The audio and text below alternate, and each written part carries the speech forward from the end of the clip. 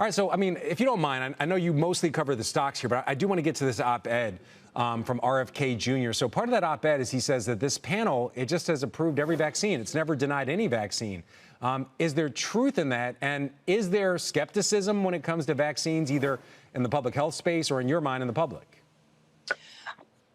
That's a very good question. And I would say, at least, in recent history, we have seen the panel take actions that have, limited the use of some vaccines. And one example is the adult RSV vaccines, which were launched by GSK and Pfizer a couple of years ago. Last June, in a meeting of this very panel, the committee did a very full analysis of the risk benefit in terms of preventing infection versus the risk of side effects, and actually scaled back the recommendation to a very high risk population. So I don't think that investors have thought of this panel as, just rubber stamping everything that comes across their desk.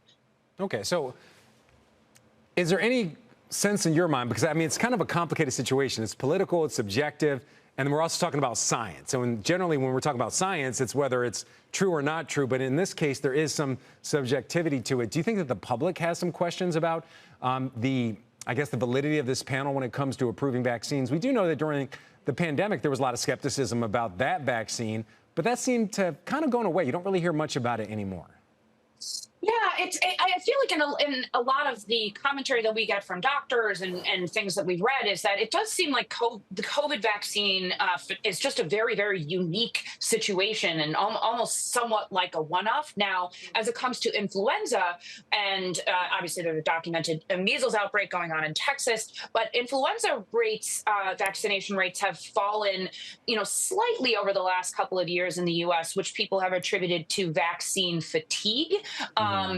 But, I think in terms of the vaccine research and development process at our large pharmaceutical companies, that has continued unabated, COVID or not. All right, let's bring this full circle to the investor angle, Emily. What stocks are the most impacted by this idea that it's going to be a new panel of essentially handpicked people from RFK and this administration? It seems like it's not going to be the same sense. It's going to be independent experts going forward.